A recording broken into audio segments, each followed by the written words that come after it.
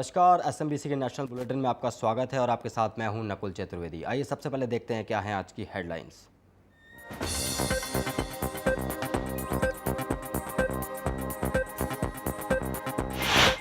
मध्य प्रदेश के दतिया में प्रसिद्ध रतनगढ़ मंदिर में मची भगदड़, 80 से ज्यादा श्रद्धालुओं की मौत, 100 से ज्यादा लोग हुए जख्मी। जान बचाने को पुल से नदी में भी कूदे थे लोग। भगदड़ में मरने वालों पर सीएम शिवराज ने जताया दुख, तो दूसरी तरफ प्रशासन ने किया मुआवजे का ऐलान।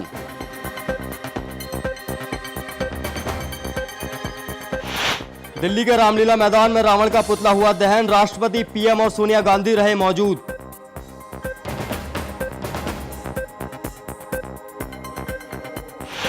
महाविनाशक फैलिन तूफान भारत में हुआ फेल, आंध्र और उड़ीसा में कई जगह तेज हवाओं के साथ हुई जोरदार बारिश।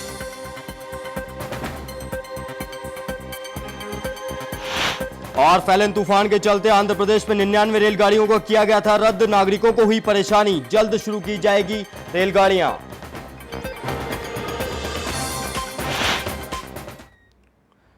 अब खबरें विस्तार से। मध्य प्रदेश के दतिया जिले में रतनगढ़ माता मंदिर में दर्शन करने जा रहे श्रद्धालुओं की भीड़ में मची भगदड़ में 85 से ज्यादा लोगों की मौत हो गई है। हादसे में लगभग 100 लोगों के घायल होने की खबर है। मृतकों की संख्या और बढ़ सकती है क्योंकि भगदड़ के दौरान नदी में कूदे कई लोग अभी भी लापता हैं। लापता लोगों की तलाश जारी है, ये जानकारी राज्य सरकार के एक सीनियर अधिकारी ने हमें दी। भगदड़ की घटना के बाद गुस्साई भीड़ ने पुलिस पर पथराव कर दिया, जिसमें 2 अधिकारियों सहित 12 पुलिसकर्मी घायल हो गए हैं।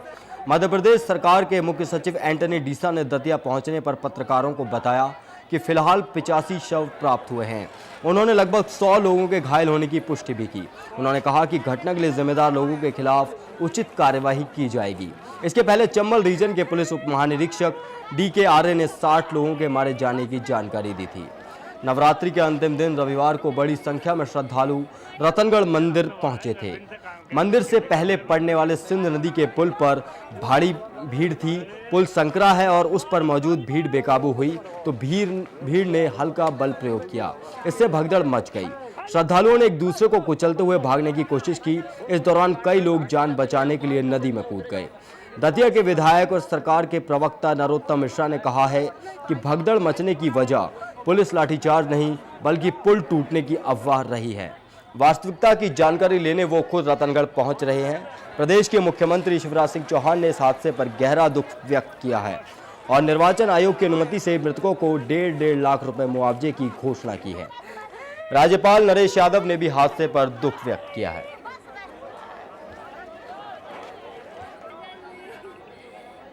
जी हाँ, ये जो हादसा है ये सुबह रतनगढ़ मंदिर में हुआ। इस वक्त यहाँ पर काफ़ी संख्या में श्रद्धालु मौजूद थे। 50,000 से ज़्यादा की संख्या बताई जा रही थी उस वक्त। और उस वक्त जब ये हादसा हुआ तो यहाँ पर एक भगदड़ मच गई और भगदड़ के दौरान इतनी मौतें हो गई। आखिर इन सब मौतों का जिम्मेदार कौन, इसका जवाब तो प्रशासन को आखिरकार देना ही होगा। जी हाँ, ये भगदड़ जब मची तो वहाँ पर काफ़ी लोग अपनी जान बचाने के लिए नदी में भी कूद गए और गोताखोर लगातार उन्हें ढूंढ रहे हैं। दिन शाम ढलते ढलते गोताखोरों का कार्य जारी था और कुछ लोगों को ढूंढा जा चुका था, मगर अभी भी बहुत सारे लोग लापता बताए जा रहे हैं। यहाँ अभी तक 85 लोगों के मारे जाने की पुष्टि की है और 100 लोगों से ज़्यादा घायल होने की पुष्टि की जा चुकी है। जी हाँ, एक बार फिर आपको बता दें, रतनगढ़ के दतिया मंदिर ये बड़ा ही प्राचीन मंदिर है और यहाँ पर काफ़ी संख्या में हर नवरात्र पर लोग जाते हैं, माँ से दुआएं मांगने, माँ की पूजा करने, माँ की अर्चना करने वहाँ पर जाते हैं। और आज नवरात्रि का अवसर था, इसीलिए वहाँ पर बहुत ज़्यादा भीड़ देखी गई। मगर प्रशासन की यहाँ पर किसी न किसी तरीके से लापरवाही सामने आई, जहाँ पर प्रशासन की तरफ से वहाँ पर कोई भी ठोस तैयारियाँ नहीं की गई थी। अगर यहाँ पर कोई और बड़ा हादसा भी हो सकता था। जी हाँ, नदी में भी गिर गए, वहाँ पर लोग नदियों में कूद गए जिनकी अभी तक तलाश जारी है। ये तस्वीरें हम आपको सीधे दिखा रहे हैं, SMBC के पास हैं। ये तस्वीरें हम आपको सीधे दिखा रहे हैं दतियागढ़ मंदिर की जो तस्वीरें हैं, ये एक्सक्लूसिव तस्वीरें हैं SMBC के पास जो दतिया के मंदिर में जो भगदड़ मची है वहाँ की तस्वीरें हैं। सुबह सुबह 80 से ज़्यादा लोग इसमें मारे जा चुके हैं। यहाँ प्रशासन की यहाँ पर एक बड़ी लापरवाही सामने आई है और प्रशासन को जवाब देना होगा जनता को।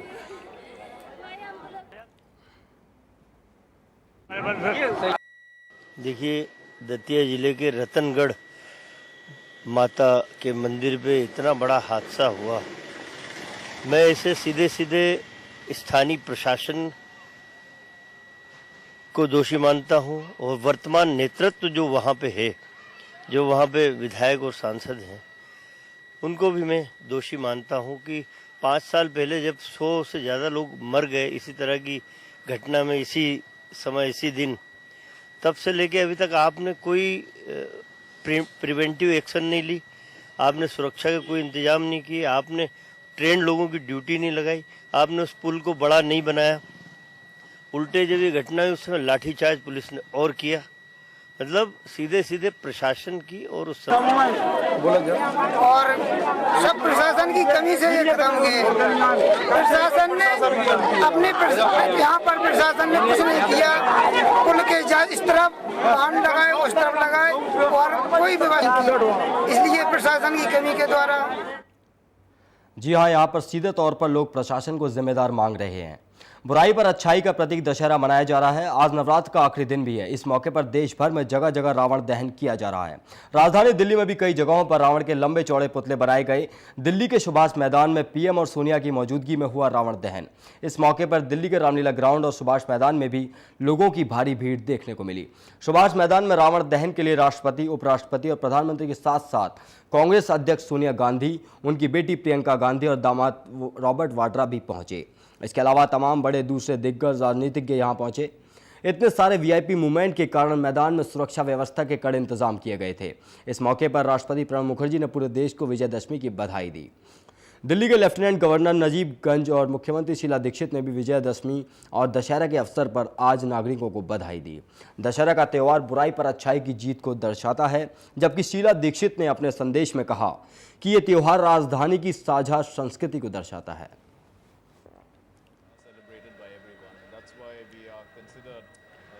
जी हाँ, ये तस्वीरें जो हैं, आज रावण दहन किया गया रामलीला मैदान में। दिल्ली के रामलीला मैदान में ये रावण दहन किया गया है, जहां पर उस वक्त पीएम मनमोहन सिंह भी वहां मौजूद थे, यूपीए अध्यक्ष सोनिया गांधी भी वहां मौजूद थीं, राष्ट्रपति प्रणब मुखर्जी भी वहां मौजूद थे।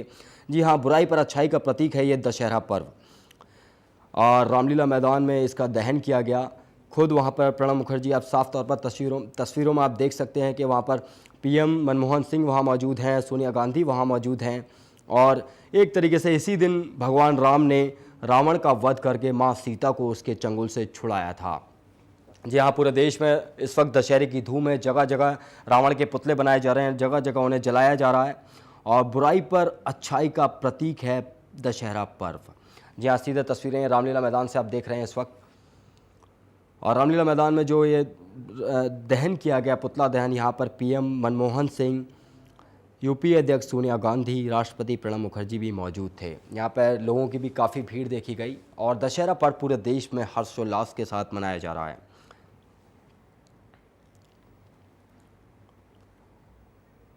इस बुलेटिन में यहाँ वक्त एक छोटे से ब्रेक का। आप बने रहिए SMBC इनसाइट के साथ।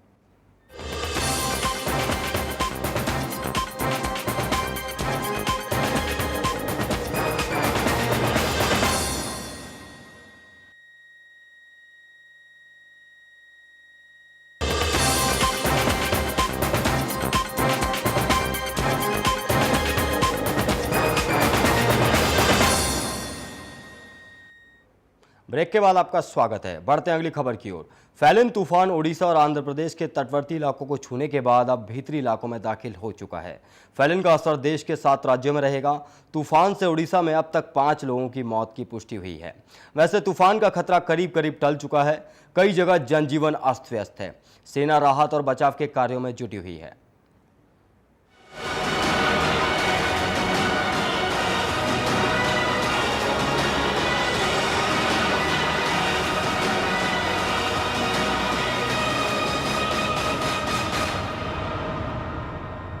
महातूफान ओडिशा और आंध्र प्रदेश में अपना रंग दिखाने के बाद बिहार, झारखंड और पूर्वी उत्तर प्रदेश की ओर बढ़ रहा है। चक्रवाती तूफान बिहार और झारखंड के बाद उत्तर प्रदेश में भी दस्तक देगा।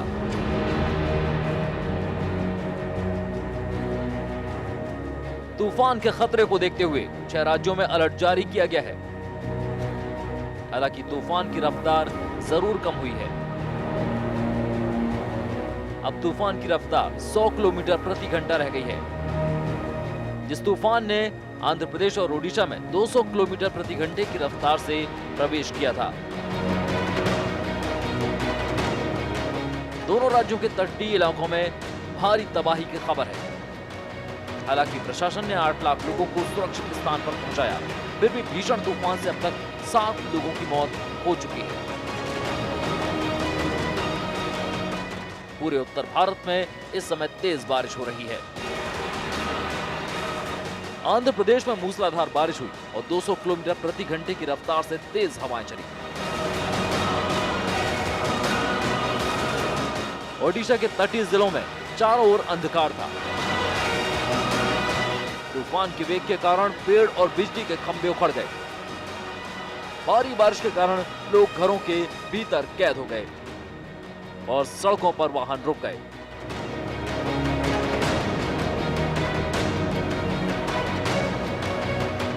यहां आपको बता दें कि तूफान की चपेट में एक जहाज भी आ गया। यह जहाज शुक्रवार को हल्दिया से चला था और इसे चीन जाना था। इस जहाज में 35 लोग सवार थे। बंगाल की खाड़ी में जहाज के लापता होने की खबर मिल रही है। अभी तक इस जहाज के बारे में कोई जानकारी नहीं मिल पा रही है। केंद्रीय गृह मंत्री सुशील कुमार शिंदे ने बताया है कि आंध्र प्रदेश में 1 लाख से ज्यादा लोगों को सुरक्षित जगहों पर ले जाया गया है। वहीं लाखों लोगों की जान भी बचाई गई है। वहीं ओडिशा के मुख्यमंत्री नवीन पटनायक ने इस आपदा से बेहतर तरीके से निपटने के लिए सभी को धन्यवाद दिया। With your cooperation, we have successfully evacuated almost 9 lakh people and minimized loss of human life during the cyclone. This is one of the largest evacuation operations in the entire country. I thank all the elected representatives, especially the sarpanches. मौसम विभाग के महानिदेशक LS. Rathore ने बताया कि चक्रवात के कारण अगले 12 से 24 घंटे में पूर्वी भारत के बड़े भूभाग में मध्यम बारिश हो सकती है। So, Bihar therefore will catch up rainfall subsequently, so 48 hours, and thereafter rain belt will move on to the Nepal area, the mountain Himalayan region. In terms of winds, next 12 hours are crucial. Although the wind speed, as I mentioned earlier, is now presently 100 to 110, gusting up to 120 kilometer per hour. तूफान के बाद शांति दिखाई देती है, पर यहाँ जरूरत होगी नवनिर्माण की और विस्थापित लोगों को जल्द से जल्द बसाने की, जिसके लिए प्रशासन को कमर कसनी होगी। Bureau report, SMC insight. चक्रवाती तूफान फैलन के मद्देनजर रेलवे ने शनिवार को आंध्र प्रदेश एवं ओडिशा के उत्तरी तटवर्ती इलाकों में एहतियातन 99 रेलगाड़ियां रद्द कर दी थी। हालांकि तूफान कमजोर पड़ गया है, लेकिन इन रेलगाड़ियों को दोबारा कब से चलाया जाएगा इसके बारे में साफ तौर से कुछ नहीं बताया गया। चक्रवाती तूफान फैलन शनिवार को देर शाम लगभग 9 बजे ओडिशा एवं आंध्र के तटों से टकराया। इसी बीच तूफान फैलन के तटवर्ती इलाकों से टकराने से पहले से जारी भारी बारिश के बीच रेलवे ने 99 रेलगाड़ियों का परिचालन कैंसिल कर दिया था।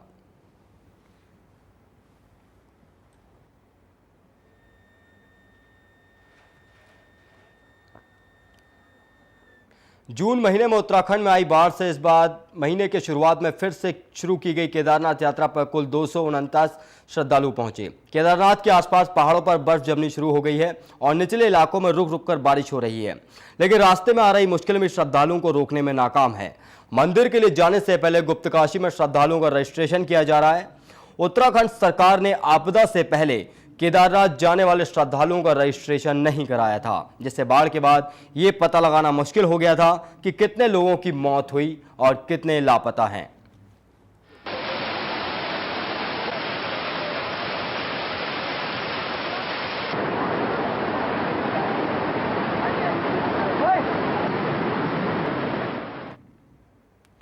कलकत्ता में हजारों बंगाली पर्यटक छुट्टियां मनाने के लिए गोपालपुर गए हुए थे, लेकिन शनिवार को खतरनाक साइक्लोन फैलन के चलते वापस अपने घरों में उन्हें लौटना पड़ा।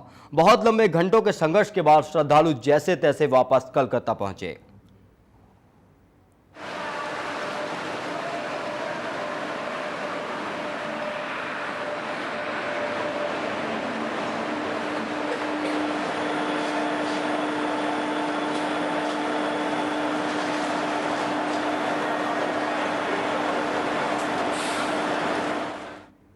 इस बुलेटिन में वक्त है यहाँ एक छोटे से ब्रेक का। आप बने रहिए SMBC इनसाइट के साथ।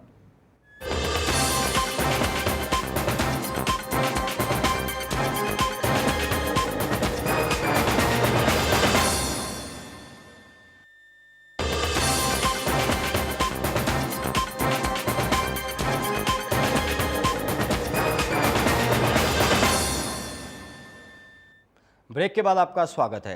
National aeronautics and space administration के अमेरिका में आंशिक सरकारी शटडाउन होने के बाद स्पेस में अच्छे नेटवर्क सपोर्ट नहीं होने की सलाह को अनदेखा करते हुए इंडियन स्पेस रिसर्च ऑर्गेनाइजेशन द्वारा लॉन्च किए जाने वाले देश के मार्स ऑर्बिटर मिशन को 28 अक्टूबर को शुरू किया जाएगा। इसरो ने लॉन्च पहले दिन रेड प्लैनेट ऑर्बिटर मिशन को लॉन्च करने की योजना बनाई है। 19 नवंबर तक खुले रहने वाले इस लॉन्च विंडो में यह निश्चित किया गया है कि सारी योजनाओं को कार्यक्रम के अनुसार ही लागू किया जाएगा। लॉन्च के बाद यह एमओ 9 महीनों बाद मंगल तक पहुंचने से पहले 20-25 दिनों तक पृथ्वी के चारों तरफ चक्कर लगाता रहेगा।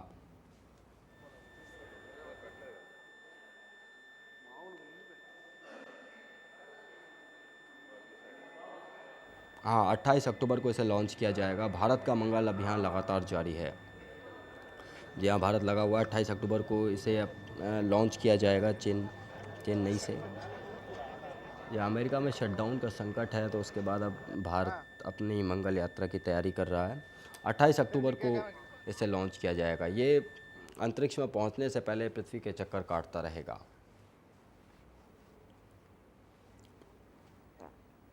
अब आगे बढ़ते हैं। इसमें कोई दो राय नहीं है कि गुजरात के मुख्यमंत्री और बीजेपी के प्रधानमंत्री पद के उम्मीदवार नरेंद्र मोदी युवाओं के बीच बहुत लोकप्रिय हैं। हाल ही में जामनगर में आयोजित गरबा इवेंट नमो रास में नरेंद्र मोदी की तरह ही एक व्यक्ति ने उनके स्टाइल की हूबहू नकल की, जिसे देखकर वहां मौजूद लोग खासे रोमांचित हो गए। इस व्यक्ति ने अपने चेहरे पर पेंट कर रखा था और नकली दाढ़ी लगाने के साथ साथ कुर्ता पजामा भी पहना हुआ था।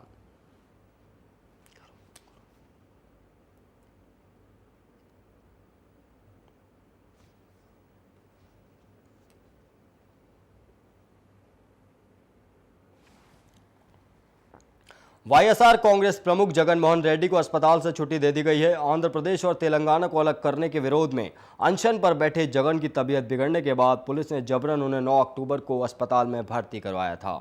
सेहत में सुधार के बावजूद जगन मोहन लोट्स पॉन्ड स्थित अपने घर के लिए रवाना हो गए। डॉक्टरों ने उन्हें सलाह दी है कि जब तक उनके ब्लड में बायोकेमिकल्स का लेवल नॉर्मल नहीं हो जाता, तब तक उन्हें पूरी तरह से आराम करना चाहिए और सेहतमंद भोजन खाना चाहिए।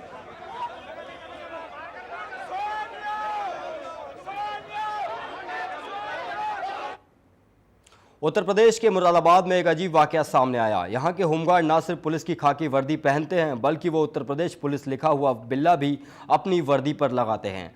पुलिस पुस्तक नियम के मुताबिक होमगार्ड्स पुलिसकर्मियों की तरह खाकी वर्दी पहन सकते हैं, लेकिन उनकी बेल्ट कपड़े की बनी हुई होनी चाहिए और उसकी क्लिप या उस पर निशान सिर्फ सिल्वर कलर का होना चाहिए।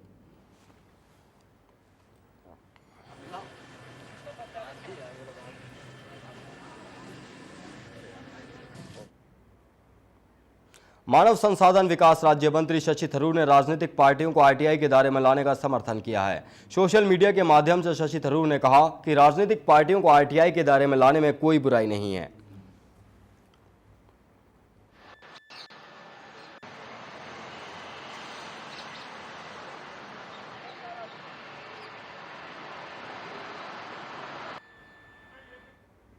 गुड़गांव पुलिस ने सहारा मॉल में काम करने वाले एक सुरक्षा गार्ड को एक नाबालिग लड़की का रेप करने के आरोप में गिरफ्तार कर लिया है। बताया जा रहा है कि पीड़ित लड़की उसी मॉल में एक प्राइवेट फर्म में काम करती थी। आरोपी लड़की को बहला फुसलाकर मध्य प्रदेश में अपने गांव में ले गया, जहां उसने लड़की के साथ महीनों तक रेप किया। लड़की किसी तरह वहां से भागने में कामयाब हो गई और इसके बाद उसने अपने परिवार को सूचित किया। लड़की अपने परिजनों के साथ पुलिस स्टेशन पहुंची और आरोपी के खिलाफ शिकायत दर्ज कराई।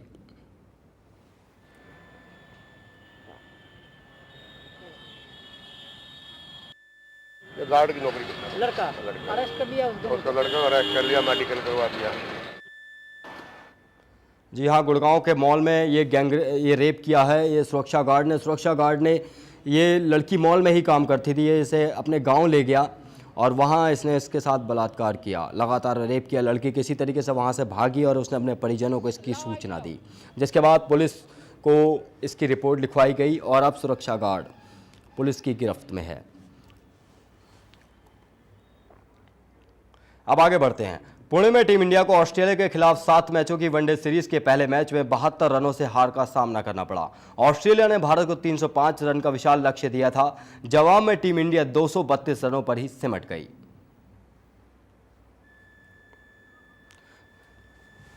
जी हां, भारत पहले वनडे मैच में ही ऑस्ट्रेलिया से करारी शिकस्त खा चुका है। जी हां, जो मिडिल ऑर्डर था भारत का वो कुछ खासा कमाल नहीं दिखा पाया यहां पर, और पहले मैच में ही करारी हार देखने को मिली। 72 रनों से हारा यहां पर भारत ऑस्ट्रेलिया से।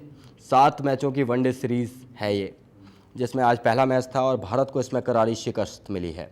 232 रन पर पूरी टीम सिमट गई और यहां कोहली ने एक शानदार पारी खेली। कोहली ने अर्धशतक जमाया। बाकी मिडिल ऑर्डर यहां पर एक तरीके से फेल हुआ, मगर यहां पर सबसे बड़ा सवाल कि हाँ, भारत अपना पहला मैच ही हार गया है।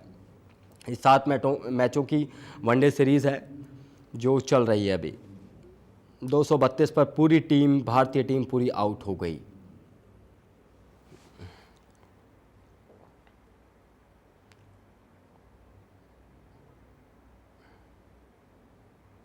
तो आज के बुलेटिन में इतना ही। ज़्यादा जानकारी के लिए आप लॉगिन कर सकते हैं हमारी वेबसाइट www.smbcinsight.tv। आप हमें मोबाइल पर भी लाइव देख सकते हैं। मोबाइल पर लाइव देखने के लिए टाइप करें m.smbcinsight.tv।